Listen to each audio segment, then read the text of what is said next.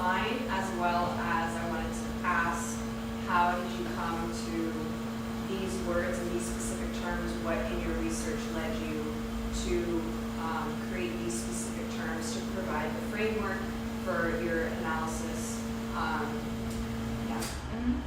So this is on, so the ones you asked specifically about were like Wall Street imperialism and U.S. capitalist racism. So I'll just, you come up with these things and you forget all about them. I mean, I can describe the gist of them, but there's like the denotation. So this is on page 15 for folks who are following along with the book.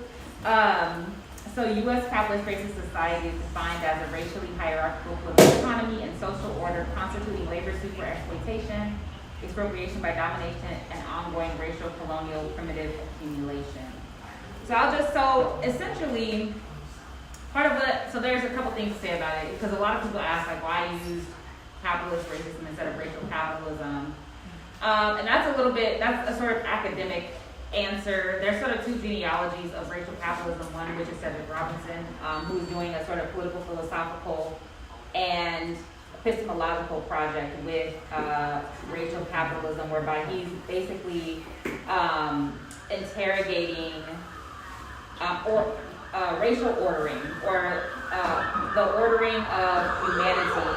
And because that's his political philosophical project, he's arguing that racialism really emanates from feudalism, and that there's a continuity between processes of racialization and the feudal order that just kind of follow through to capitalism as a mode of production.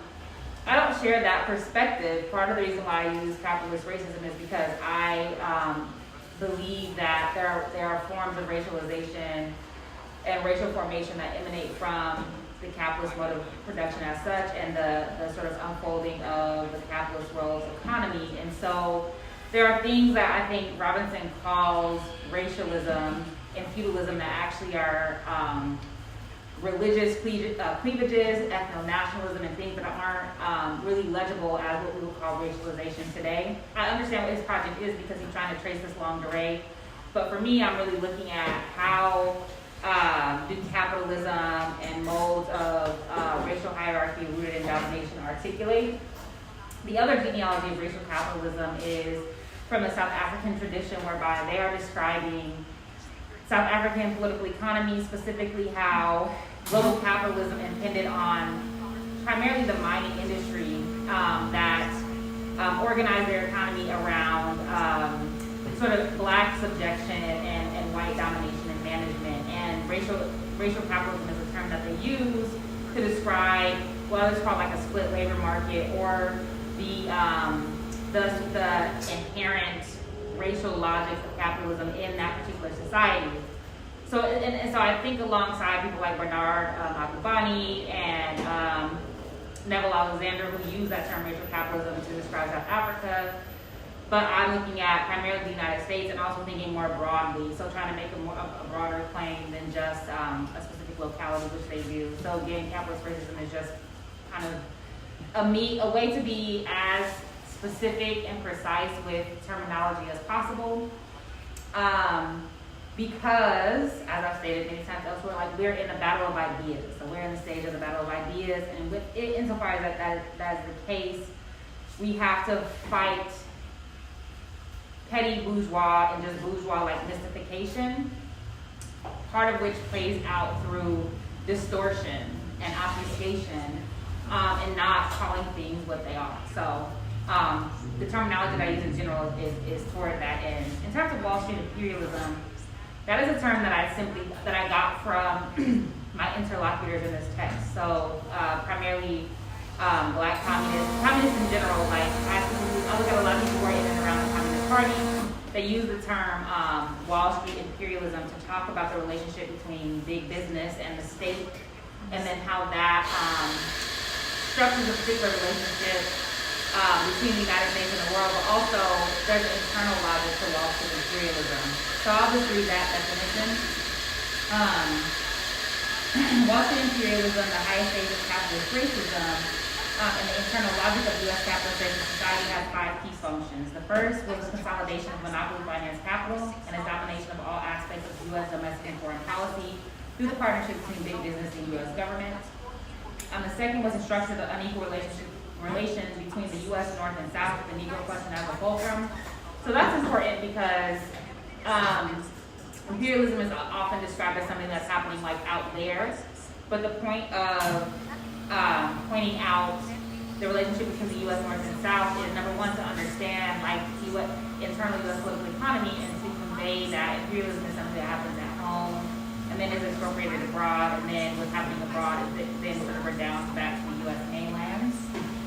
And then the Negro question as the fulcrum. So this is just the argument that one of the roots of U.S. imperialism is not only racial slavery, but the way, the form of, the preservation, thank you, of many of those racialized economic dynamics after the formal end of racial slavery.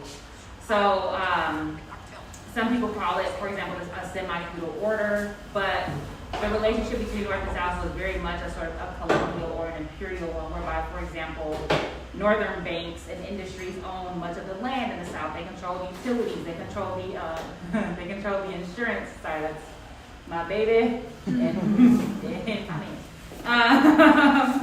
So they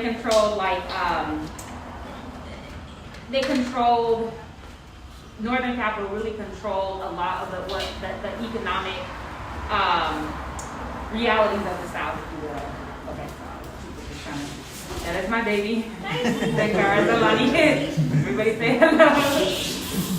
If she cried, like I said last time, if she cries, mind your business, you baby. But part of what keeps that relationship intact, including low wages, including so low wages in the South, depressed wages throughout the country, and it's the concentration of Black people in the U.S. South that make that a reality, right?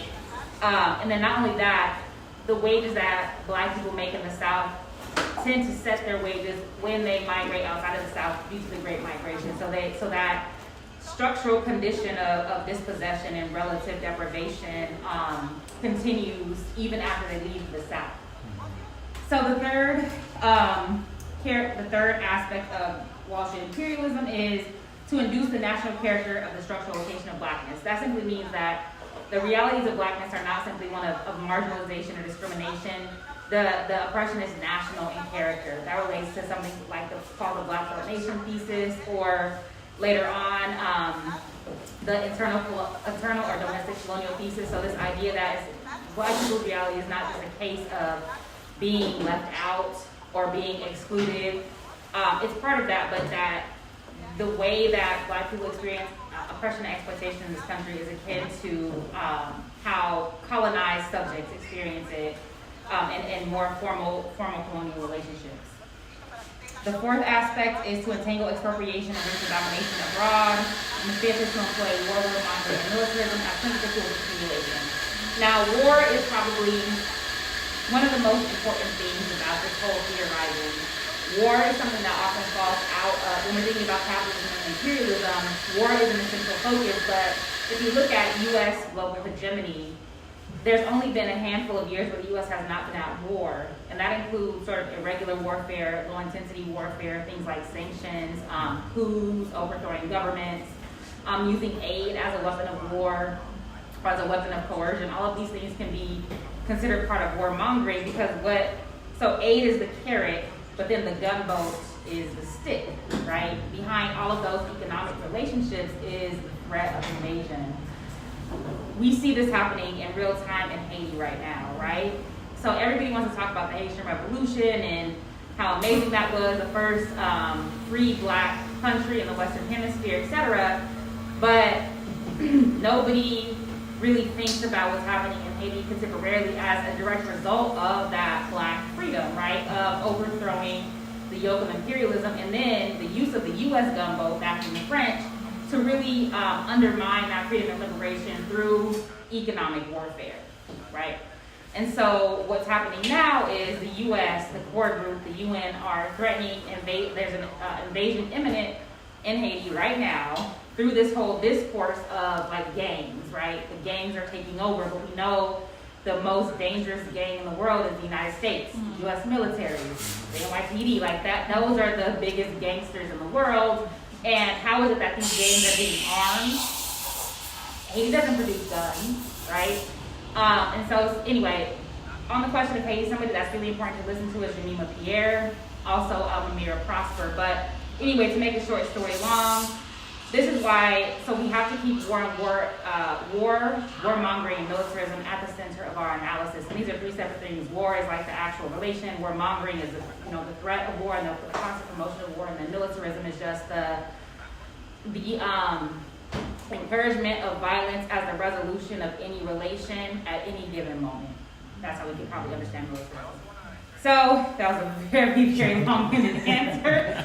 Now, why do I, again, just to reiterate, I use these specific terms for clarity. We have to be clear about what's happening so that we can be clear about what is to be done. That was great. I promise I will not take that long next time. It was very comprehensive. No, it was great. Yeah, no, it was very comprehensive, absolutely. And I guess with Wall Street imperialism, I really liked in the book because like it serves as a substitute almost as like for the United States itself, like calling the United States, it's synonymous with the United States Wall Street imperialism, the U.S. capitalist racist society. It's not like a separate institution within that framework, like it is, but it's basically one of the founding characters of it and how it functions as an empire. So that was a great answer. And I guess I wanted to know as well is that in terms of like New African radical history, it's something that's often, as you mentioned in your book, marginalized and ostracized. It's not something that's accepted within mainstream academia. And I feel like if you look historically at Black accounts of racial lynchings, of mobs, those were always kind of pushed to the side and they were devalued and not taken seriously whatsoever because obviously of their position within society. So because of that, there is like a history that comes from the continent of oral traditions, of passing on oral traditions of history. So I guess how do you, in your own research and finding primary sources, especially since we're going back to the beginning of the 20th century, what were the difficulties you found with finding primary sources, particularly from Africans at the time? As we know, a lot of those sources were kind of disregarded and probably very hard to find. Well, not really. See, it depends on who are your historical subjects. My historical subjects are Black people and radicals, so it's very easy to find the information actually. And also it helps that I'm an academic and that I'm Black studies as a movement actually help to make it much easier to find any type of information about Black people. So very early on, I remember Sonia Sanchez talking about how she would like mimeograph souls of Black folk, and Carter G. Woodson and these older Black thinkers, because their books were out of print and because they were not accessible, but because of people like Sonia Sanchez, Amir Baraka, Bob Rhodes, anyway, these early Black studies people, even Zora Neale Hurston, like it was really Black studies folks that brought Zora Neale Hurston back into like the intellectual landscape, and so now it's much easier to find stuff. So even and then to get stuff in print. So for example, there was this book, Alpheus Hunton, The Unsung Valiant. So Alpheus Hunton is somebody that features in my text. His wife Dorothy Hunton wrote a biography of him, and it was kind of out of print. I would just find the book, and the binding kept breaking. And so I had tweeted like, I wish somebody would reprint this book because like I have like 4 halves of this freaking book, right? So international publishers ended up reprinting that book, Unsung Valiant, and then I wrote the new forward to it. So all of that to say, like, it's much easier now. The other thing too that can happen is that if you're in academia, there's a lot of discourse about like silence in the archive, about what's missing. And so people are trying to things like critical fabulation, which is basically for me just like making shit up smartly, whatever. That, I mean, it is what it is. And I think that works for like literature and art, but the archive that I work with, it's not it's not silence. It's deliberately overlooked. It's something that is deliberately marginalized. And so there are plenty of archives that are there, but because Black communists in particular were not thought of as knowledge producers, nobody was looking there. Very few people were looking there. And so there's a lot of archives that have been collected that are just neglected because nobody thinks that they count. Moreover, It also depends on like what counts as a source. So I don't do oral histories. I use oral histories that were previously collected. I really don't talk to people. I don't know. It's part of my misandry, I guess. But love people, not stand humans. So I use a lot of things like pamphlets. So the Communist Party, and it's just kind of a radical thing to have all of these pamphlets are very short like booklets that serve a dual function. One is to break down very difficult concepts, simply put, so that ordinary people can read them, but they also often serve as fundraisers. And so I have a bunch of these little pamphlets that I use as archival sources, which again, like, they can be sometimes quite expensive now, because Black radicalism is back in vogue, I guess, but so I use a lot of those sources. And so all of that to say, it really just depends on where you look and who you listen to. So yes, Black information was like marginalized or discounted by mainstream society, but everybody, like all the Black people I care about, were reading The Crisis, they were reading The Chicago Defender, they were reading The Red Record by Ida B. Wells, and so all that information has always been there. It just depends on who counts. Someone is like, nobody was reading this stuff. It's like, well, who counts to you, right? Because many people were reading these things. Many people know about this stuff, like the Daily Worker, the Southern Worker, the Negro Worker, all of these things, which are sources that I pull on. And then, but I take your point about oral history. I think oral histories are really important. It's not something I draw on as much, and that's probably because I focus on like political economy more. But there are really great oral histories that the Tamament collected, that are at the Tamament Library. But then also Robin Kelly collected a bunch of oral histories when he was doing Hammer and Hoe, and so they are valuable. They are there. I think it's important to cross-reference those with like other sources because people be lying. And especially as people age, they want to make themselves a center of particular history, which is probably a human trait, but anyway, yeah. And then I guess I also wanted to know that something that we see as an example throughout the book, whether found amongst the oppressor class or the working class, is a large role that nationalism. So amongst the oppressor class, originally with the foundation of the United States as a settler colony, it was through the ideology of pan-Europeanism and the expansion of European supremacy. And so, you mentioned that, and it's obviously mentioned throughout academia that internationalism, like the oppressor class is a very well organized class. They are very well organized amongst international boundaries and lines. So in part of that, one of the ways that in which they organize and they establish, European nationalism, European supremacy, is through violence. And it's an important part of enforcing pan-Europeanist thought and colonial ideology.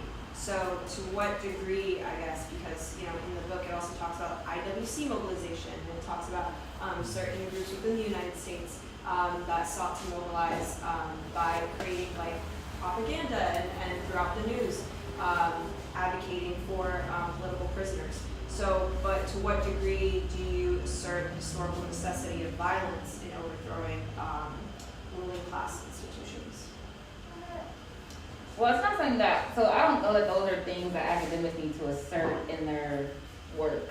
Those are things that we engage through practice, because otherwise it's dry snitching. But and I will say, like, a lot of the sources and the people that I think with, see, that it's funny because on the one hand, because the U.S. is such a right-wing country and it's so, and it's a, post-slaveocracy, settler colonial society, a party like the Communist Party is revolutionary because it's advocating for, economic democracy, the term now, economic democracy, we don't want to say communism, I guess, but they're advocating for a fundamental transformation of society. But generally speaking, they were not calling for the overthrow of the government by force or violence, right? Which is why some people call, some people call like these parties more so like reformist parties, especially compared to other entities like globally, especially like the global South. So they weren't calling for violence they were calling for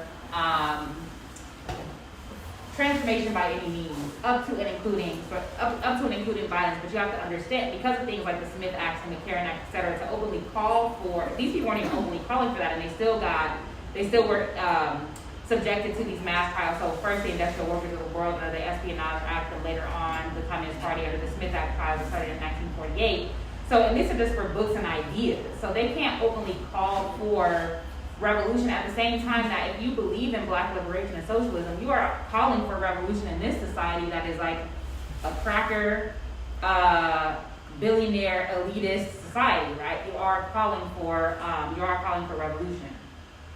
Now, I also think that these people understood, like, you know, as they say, the game is to be sold, not to be told. And so they're engaging in all sorts of forms of organizing, and they believe and advocate for all sorts of things that aren't necessarily put out in like the Daily Worker or Political Affairs. Somebody like Du Bois absolutely abhorred violence. So he was somebody that believed in sort of an orderly transition to socialism, which Du Bois is brilliant, he got a lot of things wrong. But then there also were folks who went to the Soviet Union and training in guerrilla warfare, right? And so I think we have to find this balance between being clear that actual revolution requires violence, as we're seeing happening in Gaza currently, right? That all this talk about decolonization is bullshit. Like, you're not going to decolonize the university. You can't decolonize an institution in this society that's fundamentally colonial, and like adding black people or queer people to your syllabus is not decolonizing. Like, you can, like I said, you can make decolonial moves, right? You can have a decolonial ethic, but like, you're not going to decolonize anything, right? Until you decolonize the society. But I think that violence is something that was never off the table, and that's important, right? Whereas there's people who believe in like nonviolent direct action, and et cetera, et cetera. I think that for the people I think with, violence was never anathema. It was never something that was discredited or that was demonized, because these people are serious. If you're a serious revolutionary, you have to understand that violence is going to have some role in the type of organizing that you do, at the same time that you can't be utopian about it, right? You can't try to wage, if you have to believe your own analysis. If you understand that the U.S. is the most violent sort of empire in the world, if it is that you believe that the U.S. is fundamentally militarized in all aspects of its relations, you have to take that seriously when you're thinking about waging armed struggle here. And so some people are deeply unserious if they think that the massively disorganized left in this country will ever be able to wage, without international connections, right, will ever be able to wage a successful revolutionary struggle. And so I think that we can't discount violence at the same time that we have to be deeply serious about what that actually looks like, and that, you know, people will die. Like, that's a serious thing. So.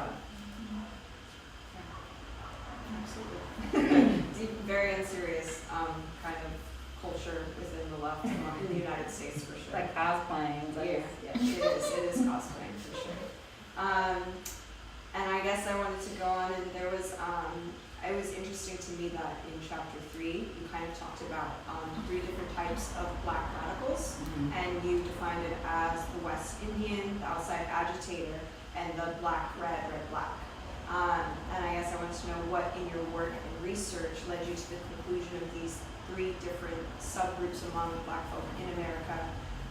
And in regards, I found particularly into West Indians, what were the differences in the material and historical relations in the West Indies versus America, that, as you state in your book, led to different differences in conscious understanding of internationalism and anti-colonial struggle, being that people in the West Indies seem to have more familiarity with internationalist principles and anti-colonial struggle in a different sense than people in America, and black folk in America too. Mm-hmm. Well, see, somebody like C.L.R. James will argue that the Caribbean is the first modern space, that it's the laboratory for the modern world, and that everything that, and then somebody like Walter Browning will argue that everything that becomes the state, the political or economic reality is first manifested in the Caribbean. So the Caribbean had neoliberalism in like the 1930s, right?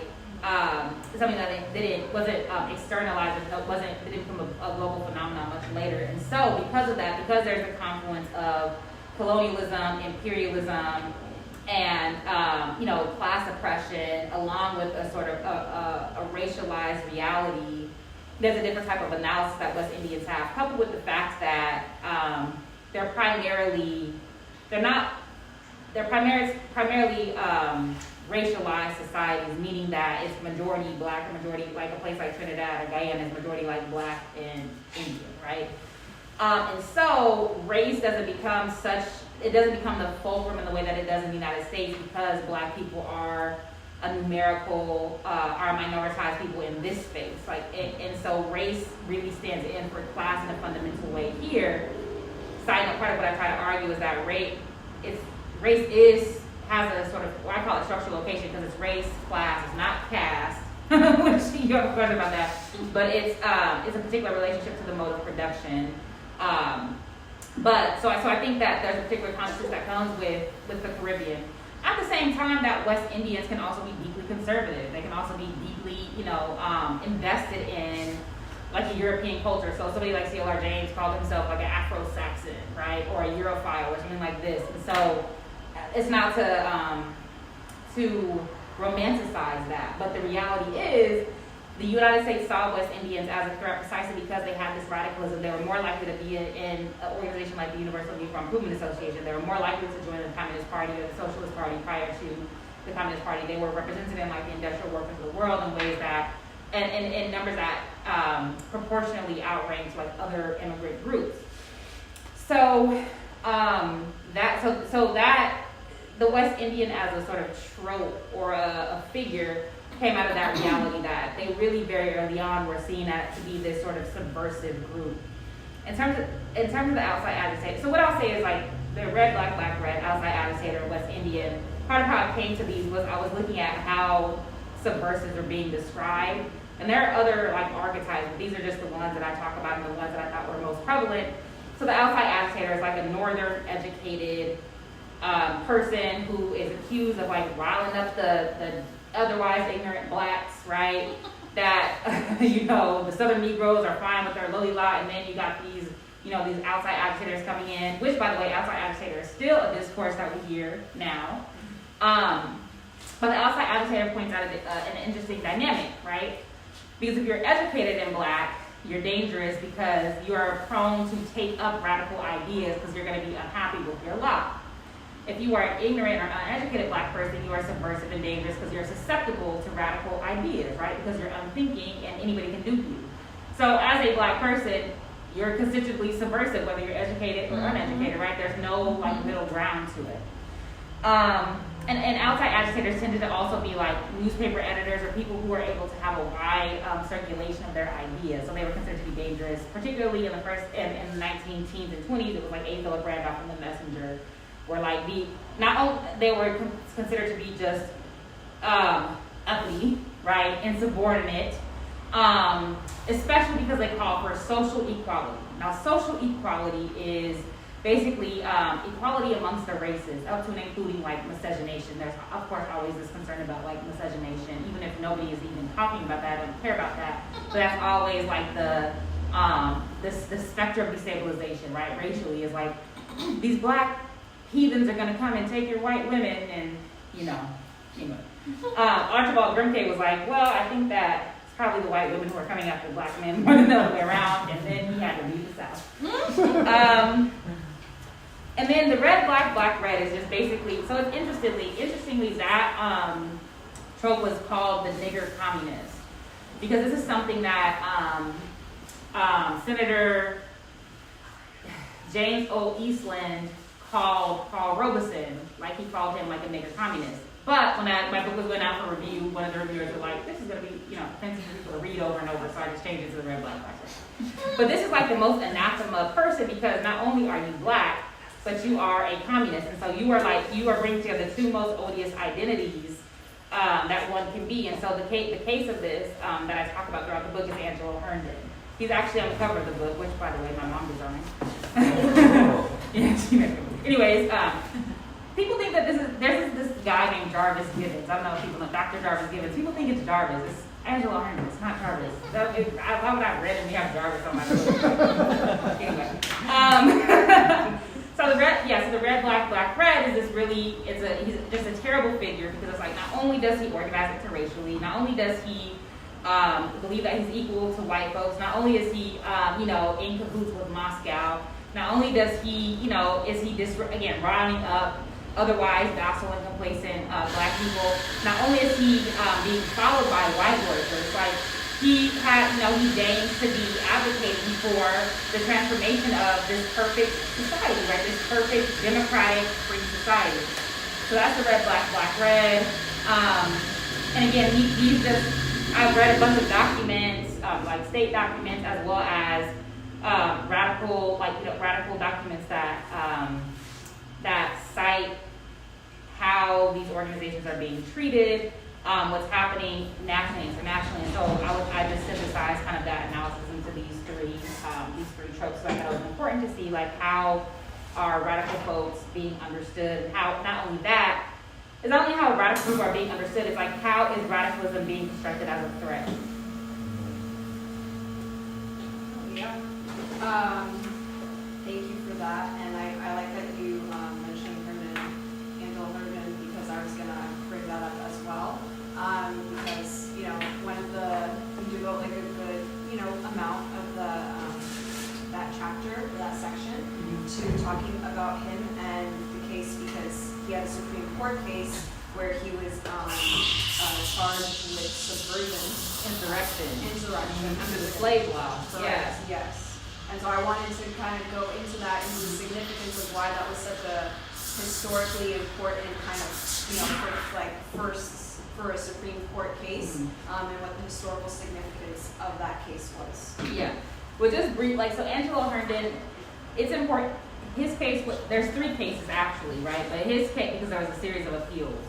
But essentially, Angelo Heen is a 19-year-old black communist who gets charged with and ultimately convicted of insurrection, which comes from like a slave law that was just updated, which is basically you can be charged with insurrection if you challenge the order and organization of society. And so he's in Atlanta, right? So it's a Georgia state level insurrection law.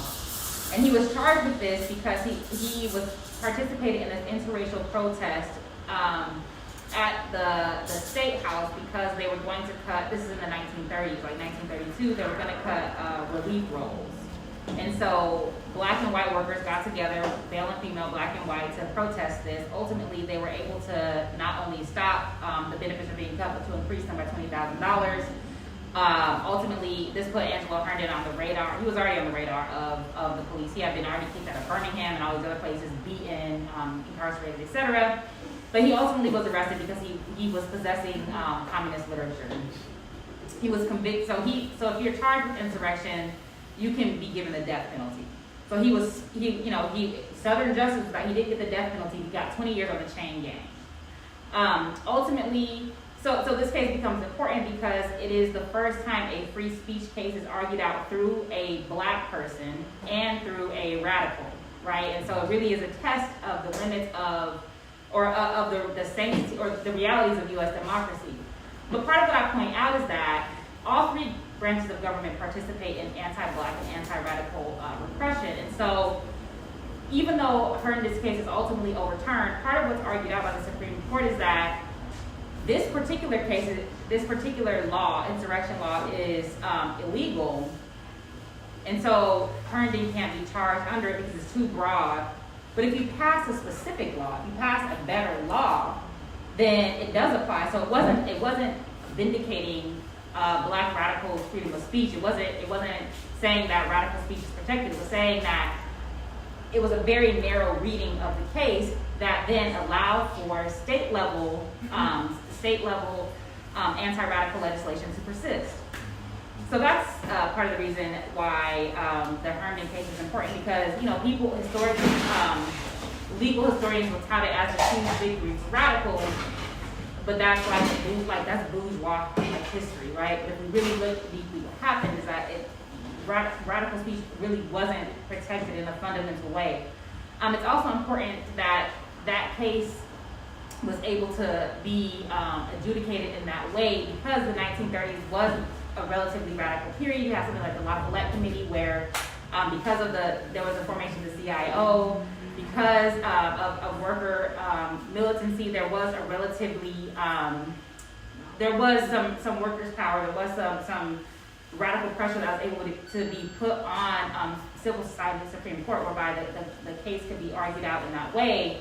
But again, if you read it closely, you see that it's no panacea for like black radical people. Yeah, and then I guess in that sense, I would also think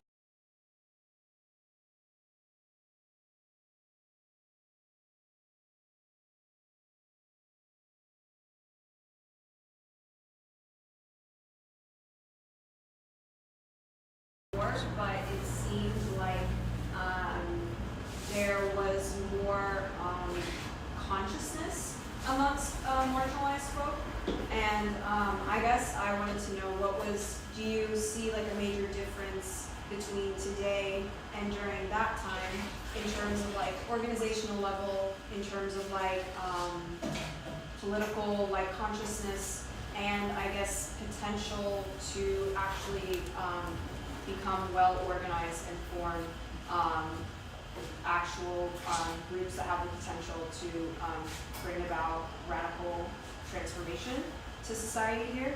And I guess as well, like we're coming up on an election year, and one of the things that sort of happened within the last election period, again, liberalism tends to kind of swoop back in and sort of like try and get folk to commit to liberalism, to the Democratic Party, and ultimately to the acceleration of fascism in the United States. But what do you sort of see within the next political, what are I guess like your like predictions, or like not predictions, but how do you think things will develop, and what do you see that in terms of political consciousness within the United States? Well, I think we'll be debating the merits of the Republican versus the Democratic Party in concentration camps is what I foresee. But not put too fine a point on it, because it's not happenstance that cop cities are popping up in every single state in this society, except for I think Montana. Montana's like the one state that doesn't have it, right? AFRICOM is present in every single country on the African continent except for Eritrea, right? Even in so the Alliance of Sahel States, so Burkina, Mali, and what's the other one? And Guinea-Bissau. Even though, right, they have at least challenged neocolonialism in a fundamental way, they still have relations with AFRICOM, every single one of them. And then the presence is being built up in Chad because of the ways that this trifecta has left ECOWAS and blah, blah, blah, blah, blah. So all of that to say, like, it's no coincidence that militarism is heightening, and this is under a democratic administration, much like the sort of the militarizing of the police was happening after Ferguson under Obama. So Obama's like the biggest we've had, like, which is a funny thing to say, but it's true, right? Because he was black, because he was seen as this progressive person, because I guess he played basketball and smoked weed, like whatever people thought, you know, people really, he was able to like rock people to sleep. And I think that that's really important. And so I think that for this election, it doesn't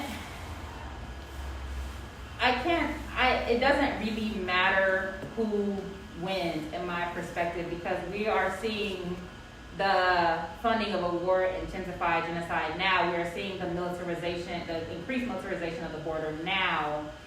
We are seeing the crumbling of U.S. infrastructure now. And in some ways, people were more radicalized under Trump, because as we know, right, as I've oft paraphrased Andy Cessair, when white people talk about fascism, it's when they start getting treated like the colonized. And under a Trump regime, white people are being treated, right, they're being treated like racialized or colonized people, especially if you're, you know, have gotten the ire of Trump. Now, I will say, and like thinking with, you know, some of the work that my baby daddy Charles was doing on, like the like the rise of white supremacy, like these white supremacist organizations, in police forces, in the military, and just as sort of paramilitary and militia forces, they are more emboldened under Trump. So even, it might be the case that even if Biden wins, they've had 4 years to organize. Like January 6th, one might argue, is like a dress rehearsal. They've had 4 years to organize, 4 years to arm themselves, 4 years to put different types of legislation in place at the state and local level, whereby it might just be a Trump where there's presidency. military guns without any, I mean, like there's, Yeah, no, right. So they're armed. So, and then the, you know, liberals who, you know, were crying their, you know, white liberal tears during George Floyd and throwing money at the situation, giving like even Kenyan, anyway, who are all these money and all that, you know, they will drop kick black people off the boat and race toward fascism if it's going to save themselves, right? So I'm not of the belief that liberalism is fascism, but I do believe liberalism is amenable to fascism, because any emphasis on like this, on individualism, and that individualism and accumulation and the encouragement of alienation is amenable to fascism ultimately. And as we know, it is really the petty bourgeois sector that tends to be the most fascistic in character, because they can go either way, right? So if you look at the 1930s in the United States, this was the case, and given the material conditions of the society, the petty bourgeoisie is wielding much less economic power, so the power that they have is more so like cultural, right? And that, I think, shoves them to like the right. But you can always make a choice. This is where class suicide comes in. So anyway, so this is my prediction for 2024. I don't know that, you know, many people argue that it does very much matter, that Trump will be like the end of democracy. Like, what was this democracy anyway when, you know, the man is more Jim Crow than life itself. Speaking of Joe Biden, like they're propping this motherfucker up with a stick and giving him a fucking Red Bull and pushing him out there, and this is their candidate, right? Like, what democracy is that? You're choosing between this like windbag and then this windbag and a toupee with a terrible fucking tan. So I just don't know. And then the competitor was like Nikki Haley, who is Indian, right? But has changed her name, you know, not to mention like her alignment with the fascist orientation of you know, anyway. So I don't know. With respect to the 1930s, I think we really have to look at like the correlation of forces, right? I think that what's happening in the 1930s, what facilitated radicalism is, number one, economic devastation, but also this reality of the rise of fascism, and then everybody, not everybody, but a large swath of the population understanding fascism as this quintessential threat, and that being an opening also for intensifying anti-colonial and anti-imperial activity. And it's important that the Soviet, you can think what you want about the Soviet Union, but the Soviet Union was an ideological and material counterpoint to the United States. We don't have that equivalent now. China is not that equivalent now, especially not ideologically, because if you look at the way that China moves, like they're kind of more laissez-faire when it comes to politics, right? Anyway, so we don't have that same type of strong counterpoint to fascism as we had in the 1930s. The economic conditions are absolutely reaching depression levels, if not already there. If we look at like massive homelessness, child starvation, et cetera, et cetera. But we also have way more distraction and entertainment, and way more mystification, whereby everybody thinks they're middle class.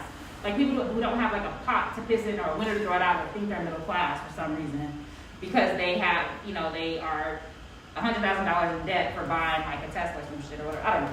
So, you know, I also think that our political consciousness is much lower because we are more entertained than we are like educated. Mm-hmm. And the left, at least in this country, is deeply unserious because in the aggregate, that we refuse to take seriously settler colonialism and race. right? There's a conflation of identity politics and identity reductionism. There's a fundamental, so people can identify settler colonialism in Palestine, but not here. And there's no way to, so that's another point of this book, there's no way to resolve the inherent contradictions of this place without being realistic about that. On the other hand, you have racialized people, not least black people, who are completely at the whim of the misleadership class, right? Who have completely sort of identified with and handed over power to the misleadership class, right? Because of this, not least because of the celebrity culture that pervades the society. So we down bad, man. But Fidel Castro says revolutionaries are always optimistic, right? That if not, then what's the point? So I do think as material conditions continue to deteriorate, we have to make the left a viable option to fascism. And fascists are not just white, right? As we know. So I think that those are some of the sort of differences between like the 1930s and now. We can also look at the 1960s was another uptick in sort of militancy and revolutionary consciousness because again, the correlation of forces. This was global decolonization. People actually thought that we were gonna win. Like capitalism was back on its heels. There was a group of 77, there was the insurgency of like the racialized world. The hubs of socialism had moved to the global south, whether it's Vietnam, Cuba, Mozambique, et cetera, then neoliberalism, right? And so it all depends on like what are we gonna do? and we can't underestimate like the security state, right? We can't underestimate the fact that there are top cities being developed everywhere. That's not for nothing. So yeah, it's bad.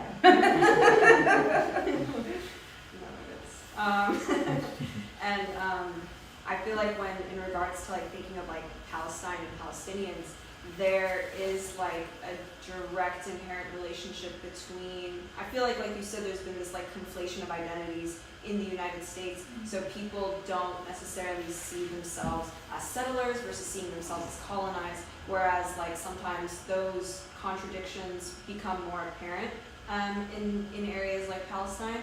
And I guess one thing is that like people like one of the things that are said is that you can't kill like off an idea, and you can't kill off an ideology or people who are willing to die for like the cause of their land and their country and their people. And in the United States, there just isn't that fervor and that just that fervor or that enthusiasm or that really like disciplined will to struggle amongst the left. Barring, I think, like you said, black radical groups and folk and people also who are native and also radical. So that is that. Yeah, they suck too though. Yeah. Like let's not, because if we had the answer, we will be winning. So anybody who's like marching around like they are in charge of anything, I would like to meet those people, and I have questions, because if you are in charge, if this is your thing, you have the answers, buddy, you really screwed the pooch, because we are not winning by any stretch of the imagination. So like, yes, I do think that the consciousness is different, right? But like the non-profitization of organizing is a thing, and everybody wants, so now mutual aid is donating to somebody's GoFundMe, for example, which is I just don't. Anyway, so we all suck, and nobody has the right to be to have their ass on their shoulders, as they say, because like we're not winning. So yeah. I was also gonna ask that you published an article on caste relations. And you stated how caste is an insufficient analysis for U.S. racial and political economy. And I think you mentioned this earlier in the beginning of the discussion about how it centers on ideas, cultural feelings of perception, and race.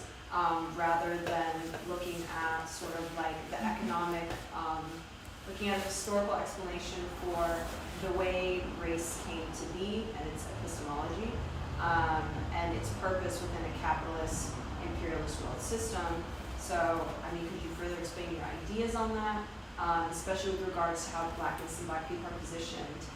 You said earlier as having like inherent subversive and susceptible natures to radicalism, which historically serves as a justification for preserving U.S. capital accumulation, for continuing anti-communist trades, and also just like justifying violence against black radical groups.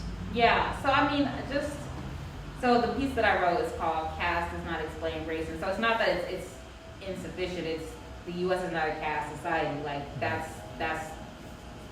the punchline. It's just not, right? There are caste societies, right? And I was specifically responding to this book, Caste, by Isabel Wilkerson, and then now there's that movie Origin that's based on that the book, which I just thought the book was particularly terrible, because people are like Oliver Cromwell Cox already debunked this, right? That in a book called Caste, Class, and Race is not a caste society, and so for her, she was comparing she called Nazi Germany a caste society, and then looked at India, but did not speak any of the indigenous languages, did no real research. She talked to maybe like 6 people and then was like, oh, caste. And so part of the caste argument in her regard, or the way that I understand it, is that like, so there's a particular class of black people who they're highly educated, they're highly successful, they have access and privilege, and yet they are still subjected to racism. And so this is supposed to point to caste, that no matter how good black people are, what they achieve, racism is immutable, right? So then with that, but if you argue that out, that's saying that then poor black people who haven't achieved as much, are deserving of they are the people for whom the violence and oppression should be reserved, because somehow you can sort of achieve your way out of that. And that if you can't achieve your way out of that, then that means that we have a caste society. And it's like, no, that's how a society rooted in capitalist exploitation and racial domination operates. And part of what I also try to point out is that this caste analysis is not new. It came about in the 1890s. It was came about in the 1930s, and it reappears periodically, and it often reappears at times when a political economy analysis is sorely needed. When internationalism is sort of on the upswing, when you have other types of ways to understand the world. Caste comes back for some reason, right? And so we have racial capitalism, for example, but all of a sudden caste reappears as this analysis, and again, it just obfuscates more than it illuminates, especially when the solution for her is we need just better understanding and more, better ethical relationships with one across the racial divide or whatever. I don't know, but also race and caste are interchangeable in the way that she uses them, right? And so it's just a way to offer up this terminology that does not improve upon any other that exists for explaining the society. It's just not, it's not rigorous. I mean, I feel the same way about Michelle Alexander. She used that caste term in the New Jim Crow. I also think the New Jim Crow is a terrible analytic. Mm-hmm. It's just, I don't like historical analogies. I just always find them to be kind of lazy and distorting both the thing that the president is being compared to and the thing that's happening now. So, whatever. But if caste does something for you, use it. I haven't found anybody who's explaining the U.S. as a caste society doing it in a way that is better than capitalism.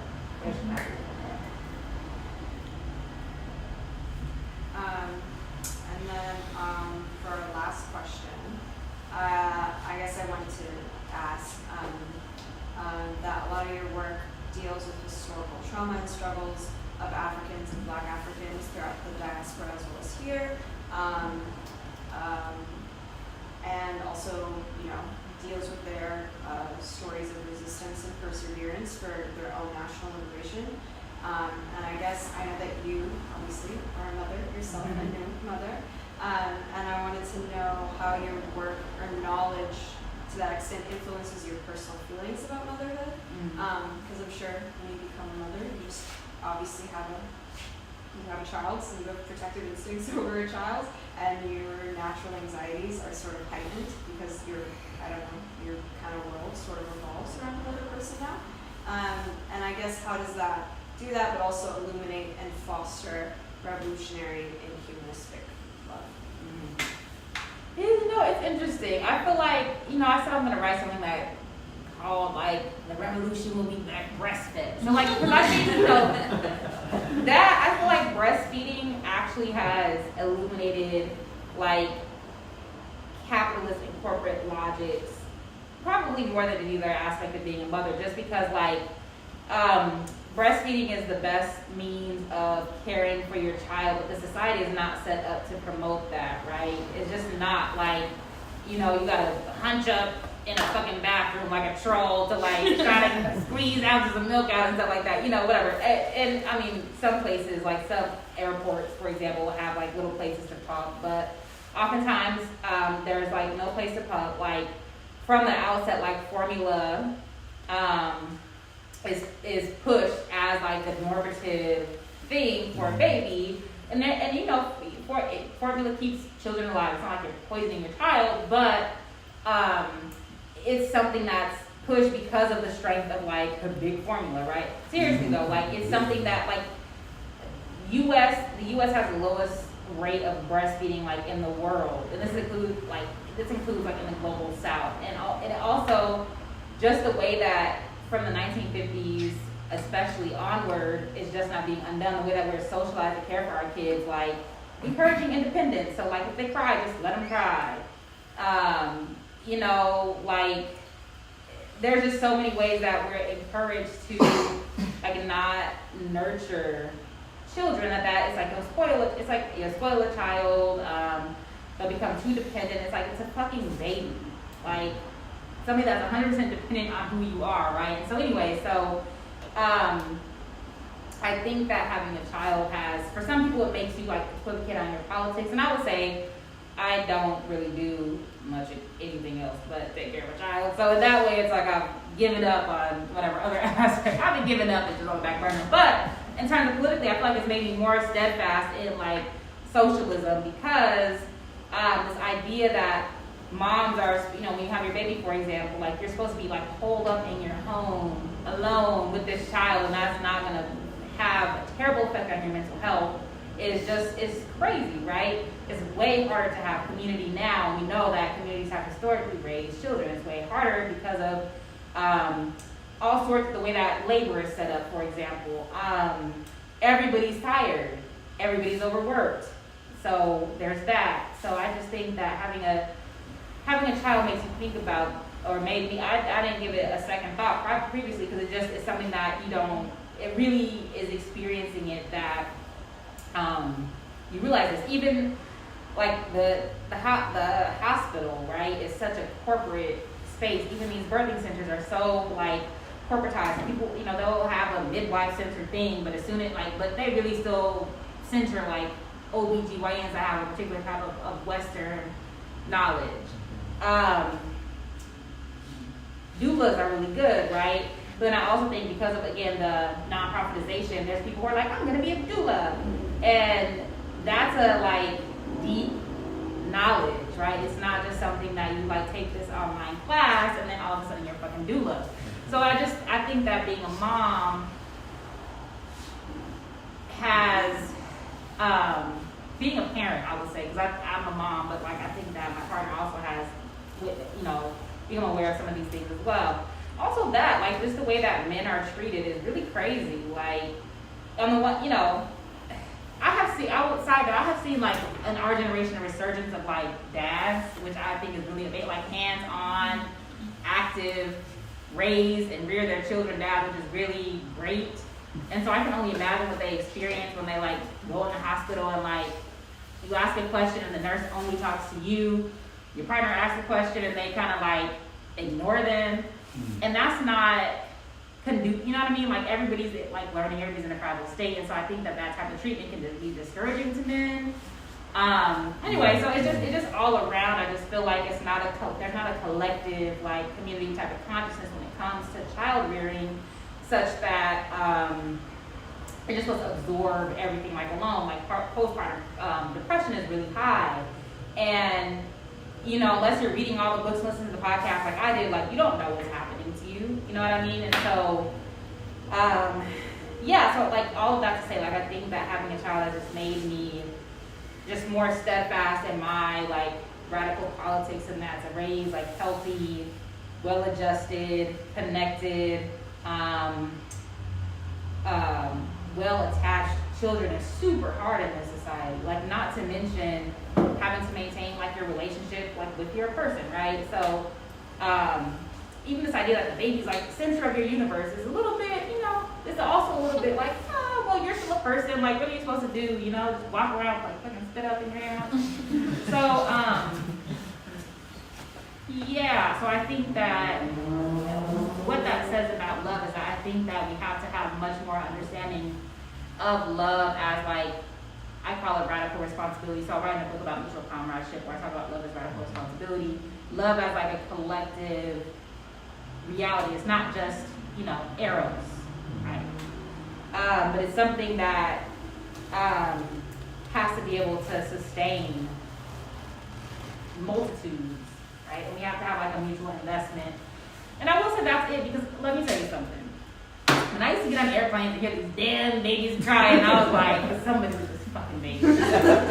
And now, my baby don't cry on planes. At least not now. She is perfectly well behaved. But there was a baby screaming their head off in business class, like on our plane flying here. And I was just like, this poor baby. Like, maybe their ears hurt. Like, you just never know. So it just gives you a little bit more compassion. If you see a mom struggling, like, you're just like, oh, you know, you need help. I also randomly notice with strollers. Like, I'm like, what are the best ways that, what are the best strollers for this? Or, you know, I had a whole conversation with the dad who got a stroller, and I was like, well, why did you choose this stroller? Like, what made it easier to, you know, whatever. So there's a sociality that comes with like having a child, right? And that can be like encouraged and promoted more. So, and then with respect, like working to not like pass your shit on to your kid, because so much about how you react to your child is really about you, right? And so like, if a child, for example, is like wilding out on a plane, is it that they're embarrassing you, right? Is it that it's making you feel inadequate? It's like your child's job is not to make you feel more secure. It's not to act the way that, you know, you want them to act. It's not to be quiet when you tell them to. Like, they're beings in the world. Like, that's not their job. That's the thing that you project on children. And that's hard, right? Because especially for women, there's so much of a reflection of your child. You know, you think your child is a reflection of you, and then society makes it so if your child is well behaved, it's like, you must be doing a great job. It's like, actually, no. I could be doing a fucking terrible job. Whatever. Like, if your child is terribly behaved, it's like, these parents, like, they're too young, or they're too old, or whatever, you know? But these are just beings. And so I don't know, I just think that having a child makes you think a lot more about yourself as well, and like, what are your insecurities, and what are the things that you need to not project onto that child for them to be like, have a fighting chance for the next 5 years, because then climate change is gonna fuck us up. So. Anywho. Fires, he said. There's fires in Texas right now. It's March. Yeah, the biggest fire in history is March. Fire season usually starts at what, like July? Yep. So. Well, there was so much that I wanted to say to all of the stuff that you just said, but I will end it on your note. Everyone, please give a round for Dr. Susan.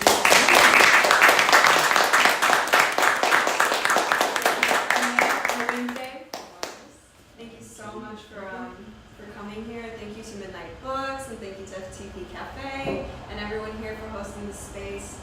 We were really, really lucky to have you. You were like a library of knowledge. I don't even understand how that's even possible to hold that much information, but that's amazing. So Thank you. I aspire to hold that much information in my head. Oh, thank you. Are there any questions, comments, philosophical thoughts from you all? You came out on a Wednesday? Like, I don't want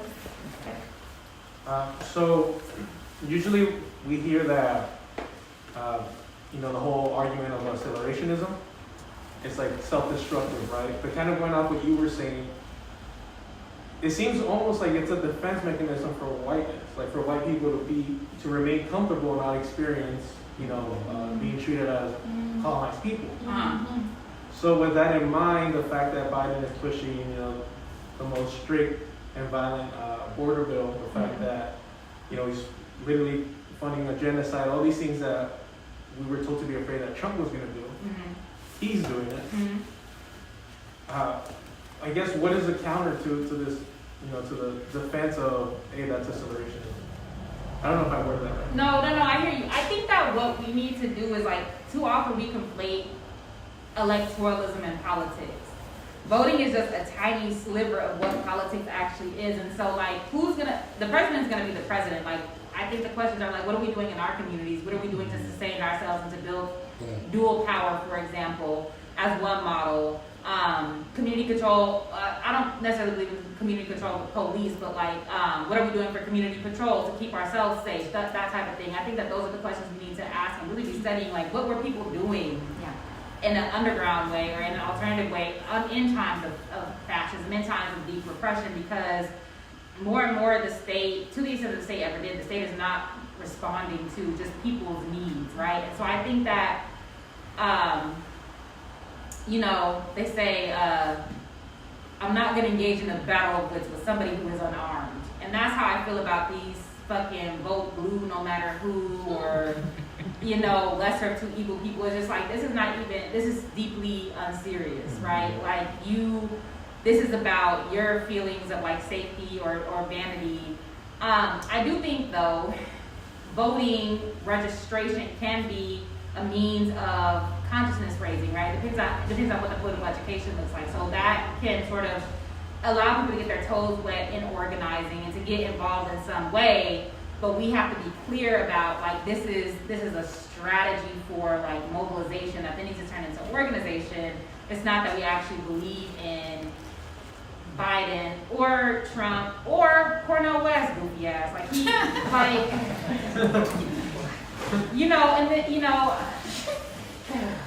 The man is so I think we need to get out of this lesser of two evil mentality and think the question is, what do we do in the reality of durable, intractable evil? What is how do we organize ourselves ethically, politically, economically to combat that, right? Because none of these, Julius Nyerere said the U.S. is a one-party state, but in typical American excess, they have two. So it's one party, two factions, right? And I think that to be being clear about that is really important. People talk about local elections, right? So school boards, which the right has taken very seriously, they have been very successful at. That's a place to wage struggle. Even as getting on school boards, we have been so disorganized that now we're just struggling for shit we don't even want.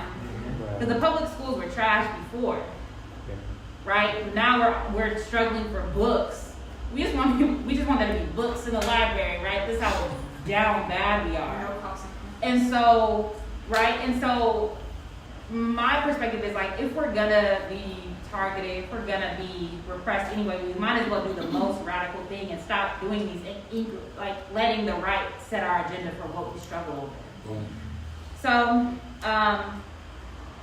that's what I have to say about that. And Joe Biden is a turd. Period. So is Kamala. An old one, the white dried up one. You remember the white ass? I will never. There is no way. Nah. Yeah, and Trump is a turd in a toupee. Is it a toupee or is it just a really elaborate comb over? It's a comb over. Bad comb over. I think it's a piece. I don't know. I think he got some. The 27 piece. He got some tracks. Yes. Anyway, that might be too black. It's so wonderful to hear you talk about your book. To the point about being a library of knowledge, she's one of the most, if not the most systematic reader I've ever met in my entire life. I don't be reading y'all. That's not true. That's not true. Maybe not now, but you have other things. But before that, before the baby, yes. And side note that to your point about the inhospitability to mothers and like the physiological effects of pregnancy and childbirth and the after effects, like that's part of the reason why soap operas were invented. It's just like mind-numbing TV because women were in the home the whole day and just like on repeat. So just I mean, in these silly, very placid, vapid storylines that made us more not like where that were more narcosis. Anyway, but my questions I had two, which the first one has to do with your point about subversion or the predisposition to subversion that Black folks inhabit. And so I had a question. I know you don't like to talk about ontology; it's not a word that you like to use, but I have a question. The point about subversion made me think about abjection too. And is the subversive and the abject, do they have a relationship? And then the second question is about the petite bourgeoisie. You and I are both academics, and I just have a question about is the petite bourgeoisie lost, or like how do folks organize within the academy to kind of realize the kind of future that you were talking about and from the ground up? Yes. I'll start with the second. Well, okay. So yes, there is a relationship between. So abjection is part of is part of the sort of definition of structural location of Blackness. But I think that abjection. So my problem with ontology is that it's understood outside of like social relations, right? And I think that even with subversion, this is something that's constantly recreated through politics and through social relations. And so I do think there's a political ontology. So I talk about this in my book. There's a political ontology and political economy to the structural location of Blackness. But when we only make ontological arguments, it tends to be trans-historical. It tends to not take into account context and history. And so that's my problem with ontology, especially with something like anti-Blackness, right? Another reason why I use the term anti-Black racial oppression, just because I let the APs have. And so even with abjection, I think, again, it's something that is constitutive of the Black condition, but I try not to use terms like inherent. Because again, it's kind of like trauma, for example. So like the reason why I don't use the word trauma, I use oppression, is because there's that study of the Harvard study about like rats. There was a Harvard study that used rats to show like generational trauma. So you subjected like the grandmother rat to a particular trauma, so very loud music and light, and that trauma was present like down like in the next few generations. Which makes trauma seem like it just reproduces itself. It never just reproduces itself, right? And so likewise, I think that with abjection, it's always reproduced through social relations. And so when we make arguments about inherency or ontology, so we can kind of miss what's happening and have arguments, for example, like we're still slaves. Well, no, we're not. But we can see, but we can think about how enslavement, I don't even like the afterlife term, for lack of a better term, there's afterlife, so like enslavement, and how that created the conditions for other types of social relations. But I do think abjection is like really important. We just have to be rigorous about how we apply it to what we're describing, right? Academia. Well, I think so. Emil Parker-Broad talks about like class suicide, right? And I think that that's really, really important. And it's something that you can never, it's not like actual suicide where you do it and it's done. Class suicide is like an ongoing thing. And then Walter Rodney talks about being like guerrilla intellectual. So like waging struggle where you are. And so I think that we have to be conscious 100% of the time about the choices that we're making within academia. The problem with a lot of academics is that they think that doing radical scholarship is radicalism, right? And yet, the way they treat their students, the way they treat their colleagues, the way that they treat themselves is just reproduce. It's engaging in the project of class reproduction, which is the project of the academy, along with the intellectual arm of the state. And so, I think that there are a handful of academics who do the work, who see academia as like their historical task, whereby like we try to democratize knowledge, right? We try to redistribute power and resources to the best of our ability. We are very clear about like the revolution is not going to happen in academia. We are in organizations outside of academia. We try to be outward facing with the work that we do. I think that that's the best we can do. I really think it's like the ethics, right? And also don't lie to yourself. And too many academics, I think, lie to themselves. They believe the hype that they are the radicals because they have a radical discourse and because they do like radical work or whatever. And that's problematic because these are the people that have an exploitative and extractive relationship to the community. They have, these are the people who are always on the wrong side of history. Like their politics are a little more than like State Department talking points because they have no real analysis. They have no real sense of like they don't have a sense of like the real world, right? It's the real world, Peter Pan. So, but I don't think academia is a space that we can conceive. We have to struggle over in every single terrain, and that's what Walter Rodney talks about, right? We can struggle where you are, and so they say that every student is a potential comrade. So I think like taking that seriously. I think again like doing work that matters to people. With my book, even though there's a lot of academic language, I still I know that people have used it for political education, right? I still want to be relevant to people. Treating each other well, right? That's important. So many of these departments are just so toxic, and like people are literally die from that, right? Academia makes you care about things that don't matter.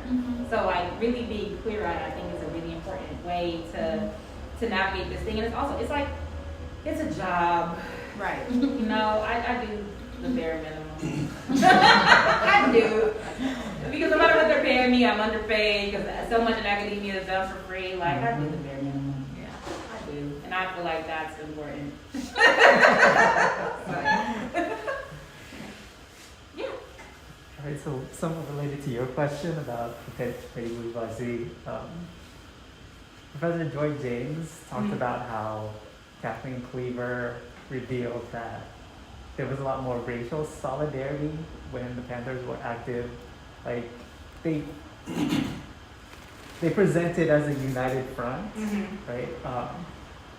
And I guess just like based on your work and the research you've done, right? Like I wonder. I guess my question is like, what is your view on how today a lot of like upper class people, not just like in Black communities, but also colonized non-white communities, have this like aversion to radical left politics in which, back then, even though they didn't agree, they were willing to put up that front. But like these days, I guess what is your take on like, what are the barriers to that, or like, what has happened in this period of time in which there's almost an aversion to, socialism, communism?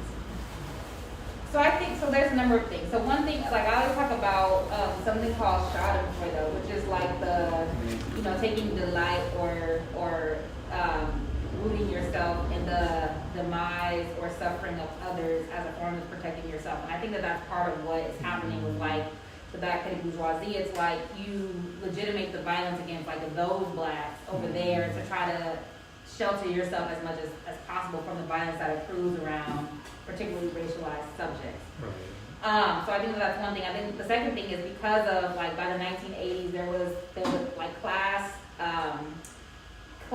bifurcation was really consolidated in a fundamental way, specifically with like the rise of Black elected officials, more and more Black people in corporate managerial positions. Like we own no means of production, so the Black petty bourgeoisie, the Black bourgeoisie is wholly dependent. It's a wholly dependent class, right? It's dependent on like the broader bourgeoisie, but there was much more class stratification whereby like there wasn't these mixed income neighborhoods, if you will. Like if you were Black, you could go to like some white enclave and the white people would move, so then it just becomes a Black bourgeois enclave, right? So there's not that mutual recognition that was there because previously like lawyers and doctors lived alongside like janitors and porters and elevator operators because of the nature of Jim Crow. And this is not to have nostalgia for that very violent regime. It's just a material reality, right? You care about people if their well-being is contingent, if your well-being is contingent on their well-being, because if the cops are coming into the neighborhood whipping people's ass, then you might get your ass whipped by proxy, right? But if you live far away, then you can care less about these things. And then once you get money and property. You care about protecting money and property, which means you care about police, and you believe the hype about crime and wanting more police. And then there's also like what I call like the but-for logic. Like a lot of these African Americans or hyphenates, they really take that American shit seriously. They believe America is the greatest country in the world. The U.S. is the greatest country in the world, but for racism.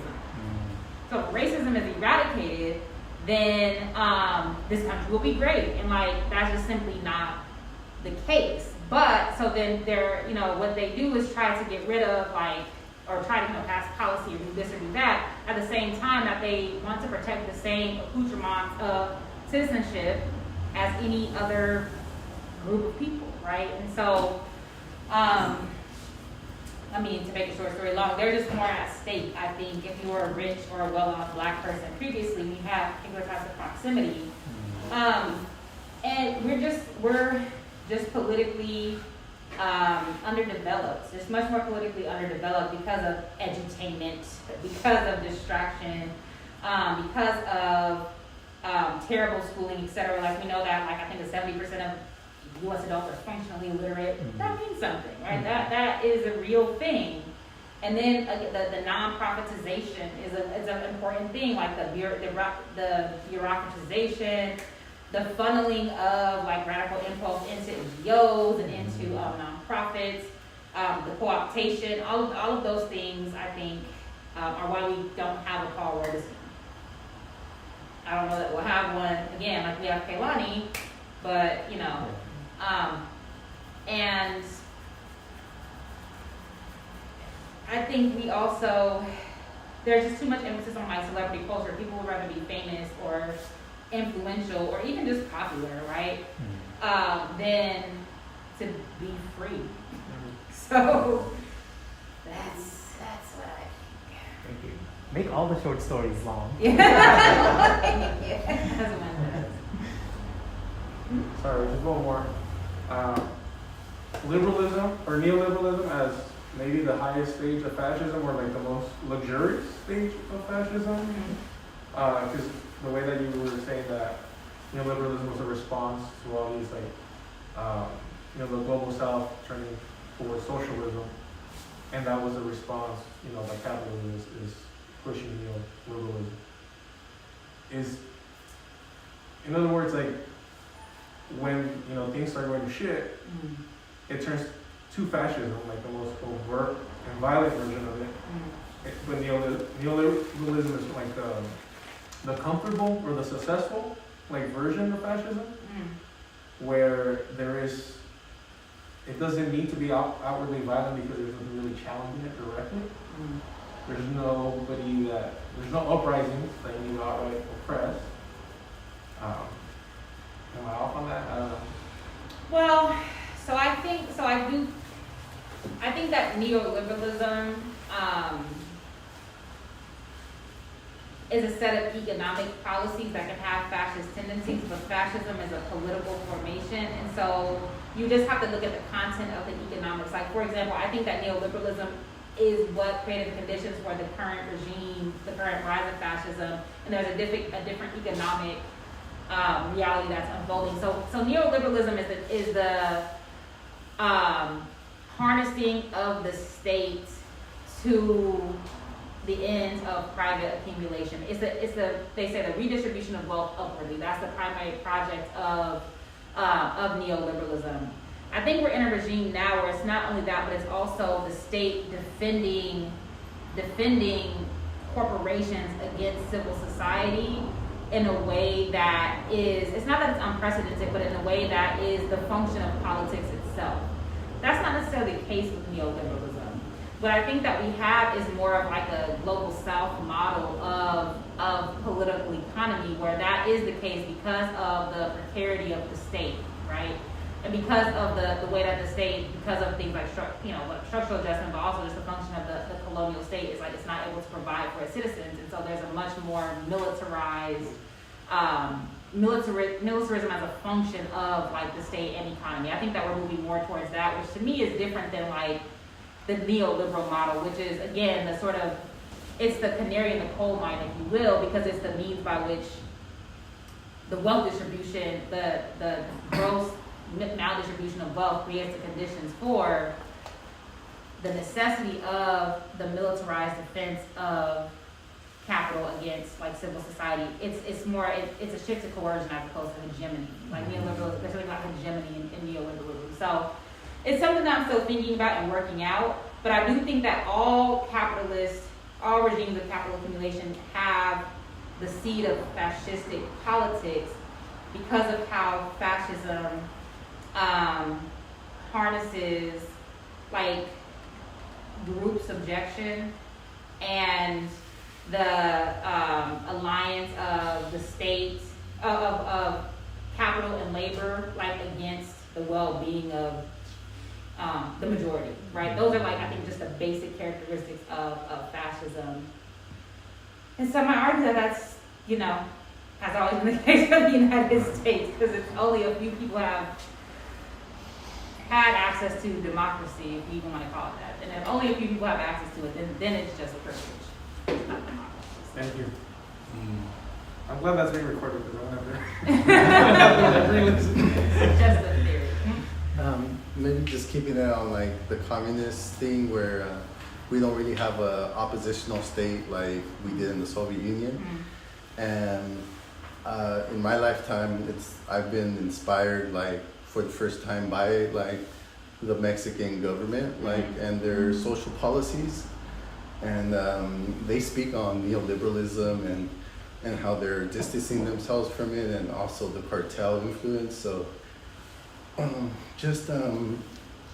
maybe if you see something like maybe a state that like inspires you at the moment. I think what's vexing about a place like Brazil or a place like Mexico is that they have these left governments, but they're all calling for the invasion and occupation of Haiti. I can't let that go. It's like their radicalism stops at the shores of Haiti.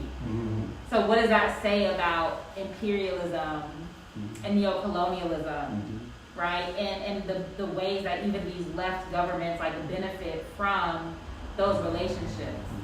And so, and we just, because domestic and foreign policy are like that's a false bifurcation. Like they actually are like one and the same. And so oftentimes the ability to offer benefit to a population is predicated on like a plunder or on these imperial relations that are happening abroad, or alliances, even if you're like, we're moving away from the United States, but then you're supporting or participating in a US-backed invasion of Haiti, like what does that actually mean for your politics, right? If it is that you are like participating in the militarization of the border, so like Mexico is taking on some of that role of militarizing the US border, and through whether through coercion or cooperation.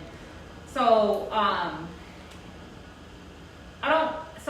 there's aspects of Nicaragua that I think there's aspects of like Nicaragua, there's aspects of Venezuela, there's aspects of Cuba, all of which cannot come to full fruition because of sanctions, because of blockades, because of irregular warfare that are happening. But I think that there's potential in those like state formations, but ultimately the state is the container of international capital. And I'm not one of these people that's like all states are bad. I don't think that, but I do think that states are entrapped by global capital in a way that like one hand like washes the other, so to speak, right? And I just think we like Haiti is the as Janine Pierre says, like Haiti is the laboratory for what's going to happen elsewhere throughout the world. And so when these countries support the invasion and the occupation of a sovereign nation, like I can't get jiggy with this. So yeah. Contradictions. And I feel like with Mexico, it's a settler colonial state in its origins. So like, even if they have some type of like socialist policies for people at home, there is a subjugation of people in like people, for example, who are indigenous to Mexico. Just like with the fires that were happening in the last couple of weeks in Oaxaca, and in that area. Just with the fires that have been happening in the Mexican government preventing from aid and water getting to those areas. So there is that, those, you know, that, and if you look at like during the revolution and the ideological ideas of like superior master race being a mix of indigenous people and like European people of European descent in Mexico, that kind of like forms a lot of the ideology within Mexico. Yeah. There's lots of instances against Central American. Yeah, I feel like currently the current president is mostly supported by the indigenous people actually, but because he's more indigenous than probably all presidents ever, but I don't feel that's the indigeneity is really being attacked at the moment, but there is a lot of factors like cartels and stuff that are having influences in certain communities and also, you know, just past crimes that he can't solve, he hasn't really been able to solve, so yeah, there's a lot there, but there is a lot. Yeah, and I just think being mindful, like just, you know, Batista was black, was like Afro-Cuban. Yeah. Right? Fidel was white. You know, so like so it's being mindful of like what does his indigeneity actually mean? Is it just sort of like, is it just symbolic, or is it actually that it gives you a consciousness that you're trying to like uplift, or you're trying to, you know, have policies through which like the most oppressed, like indigenous folks, are flourishing. So I don't know. I don't have to call it Mexican politics. And again, all of this is fraught, right? And I think that again, like just like I think about the academy, like these states can make like decolonial moves, right? They can align against it, because the other thing that's happening too is like some states, especially like for example on the continent, are like aligning with like Russia, right? Which I understand as an anti-imperial move, but Russia's closest ally is Belarus, which is a fascist state, and so like we have to just be mindful of all of these contradictions that are happening, right? This is why we support people, not states, right? Not because unless the state is truly of the people, right? And oftentimes they're not, like not even in our, you know, most socialistic oriented places. So. You talked a little bit about your current project, about love and comradeship, and then I was thinking of Joy James's In Pursuit of Revolutionary Love as something that might be in conversation with that, but I don't know, because I just wanted to hear you talk more a little bit about the next project that's happening. I haven't read In Pursuit of Revolutionary Love, but we did a book talk in Philly last week about New Bones abolition, where she has this concept of agape that to me, what she says agape is not what agape is, but she's like repurposing that term. But I didn't use agape, I used mutual comradeship because like Eros, agape, philia, storge, these are all forms of love, but it's not the type of love, sort of love that incites you into revolutionary action, right? So I do think that our work is in conversation. I think I'm more wedded to the organizational form than Joy James. So like when I talk about mutual comradeship, it's how people relate in organized struggle. I don't think that that's her focus anymore. And so there's just that, you know, but I think Joy James is somebody that I think is really important to the question that you asked earlier in terms of how to be an academia, because she don't give a fuck. Like she minds her black ass business and does her work, and that's what she can do for the world. She was doing political prisoner stuff before it got cool. Right. Before everybody else hopped on it. Decades before, yeah. Right? Imprisoned intellectuals is from like the ops, right? Like so she was doing that before anybody cared. So like for that I will always appreciate and respect her. And her willingness to take on like icons. Right, that part. So you know. Yeah. Super. I guess just following up on that question, I guess I'm wondering, like, I think there's a lot of discussion among different Latin American governments. I mean, Mexico, Nicaragua, Bolivia, I mean, Venezuela, like just kind of, I think there's a kind of a coming together. There's a little bit more of a pushback against the U.S. than I think there really has been well over 50 years in general. But I think you're right that, you know, this, what we're seeing, it's a current day event, right? So it's happening in Haiti. So I'm wondering, what would you say, what should be done by multiple governments, say in Latin America, to show solidarity? Because I mean, we've seen examples like, you know, with Palestine, we've seen, you know, Chile and Mexico. You know, well, they have their own case that they're trying to push a case at the International Court of Justice. Germany, Yeah, right? yeah, right. So and then, you know, the president of Colombia has been very outspoken.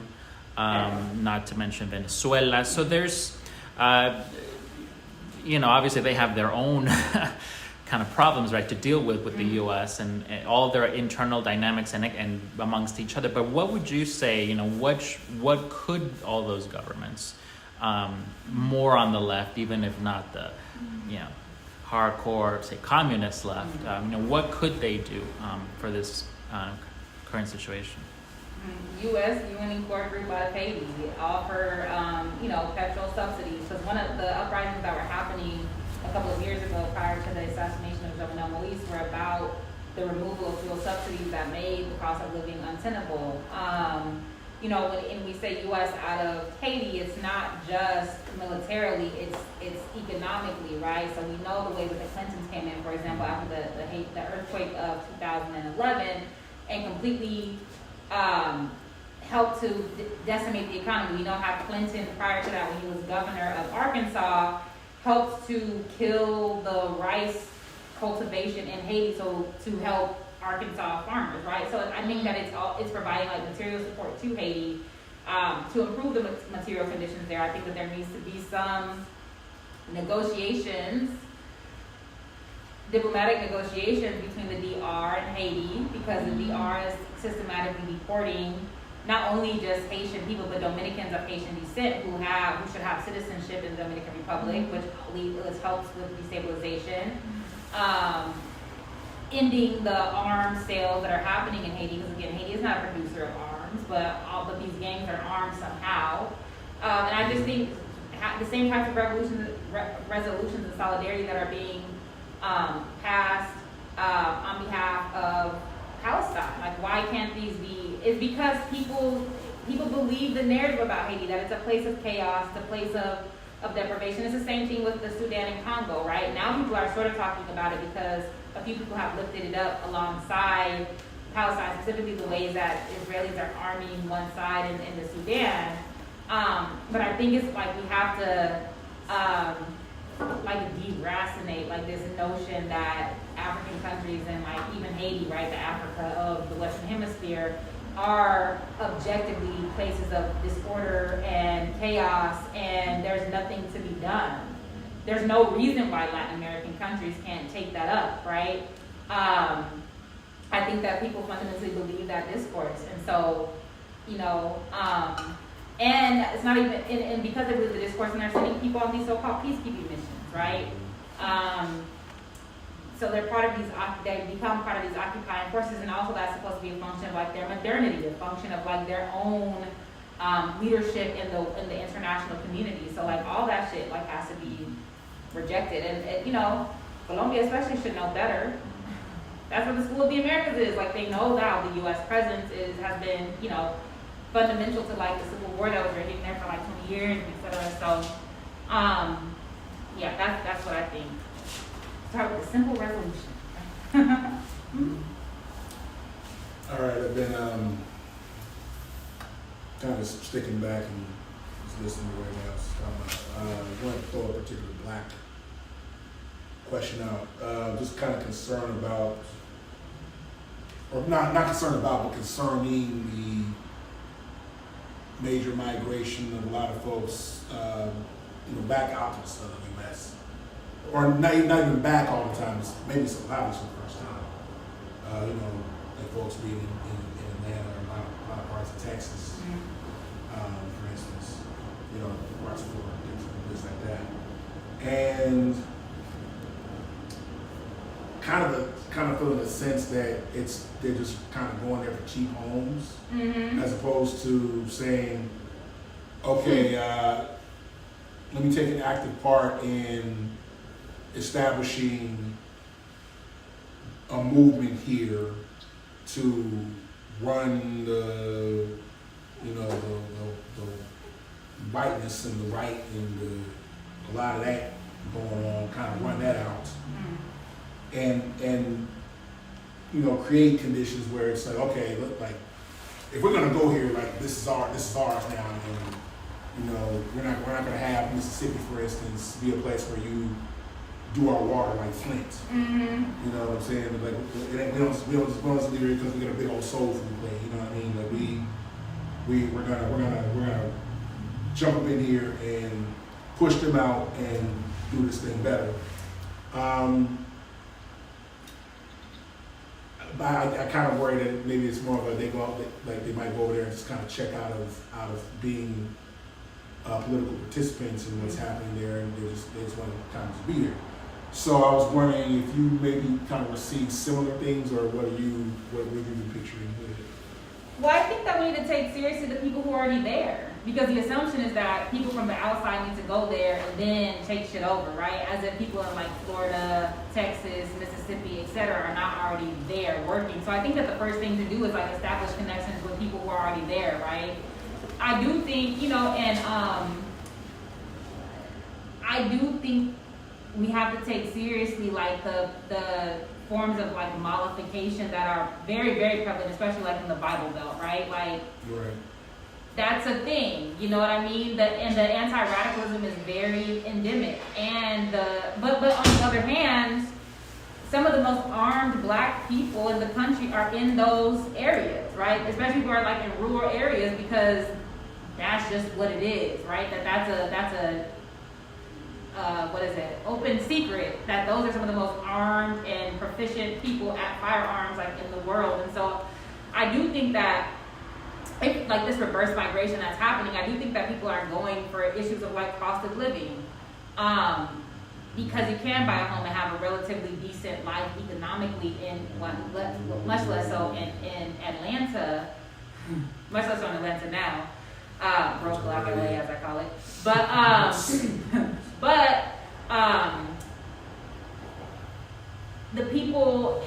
Also, like, what are the class dynamics of that reverse migration, right? If these are petty bourgeois folks by and large, and their consciousness is not necessarily going to be there. Whatever, they might join the NAACP or like the fuccan Jack and Jill or something, but they're not necessarily going. They're just black gentrifiers, right? Engaging in the ethnic cleansing, if you will, of these areas and these neighborhoods. And so, like, I think there's a lot.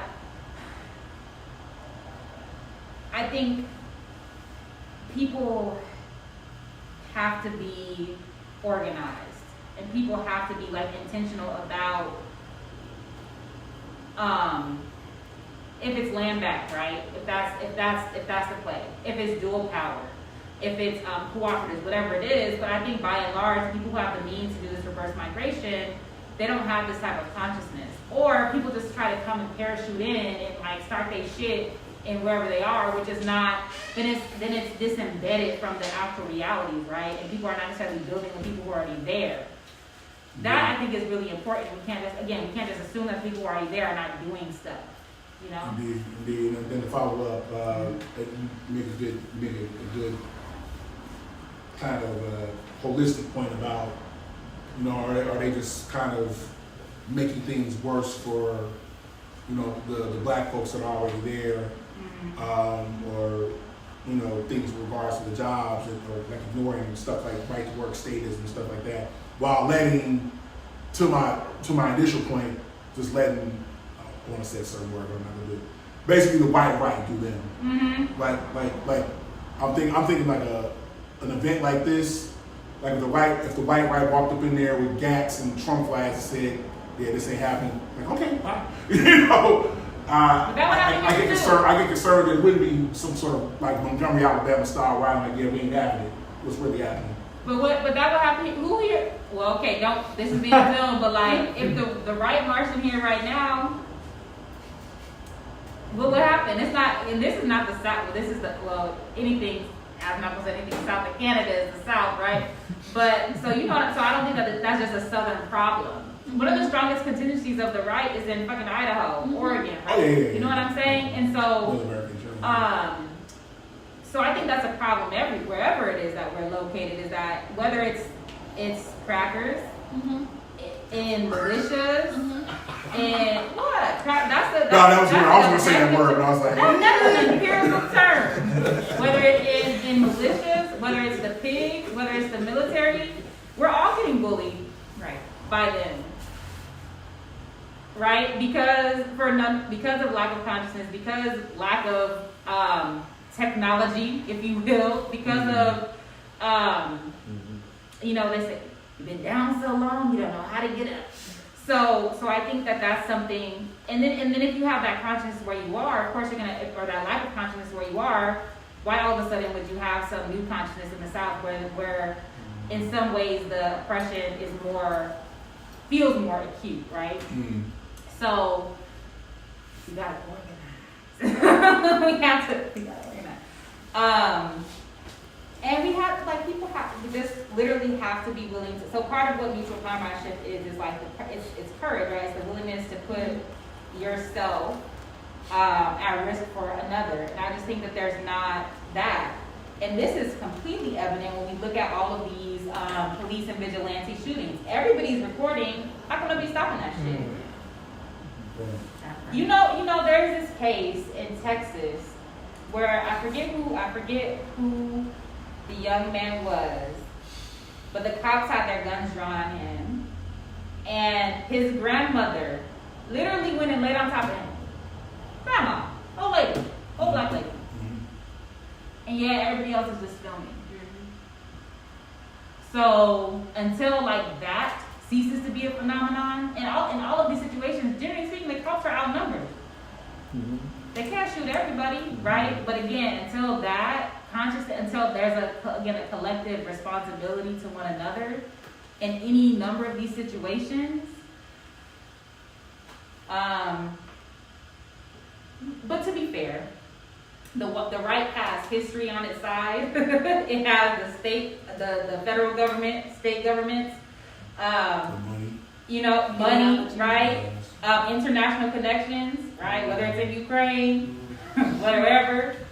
So they're just better organized. So,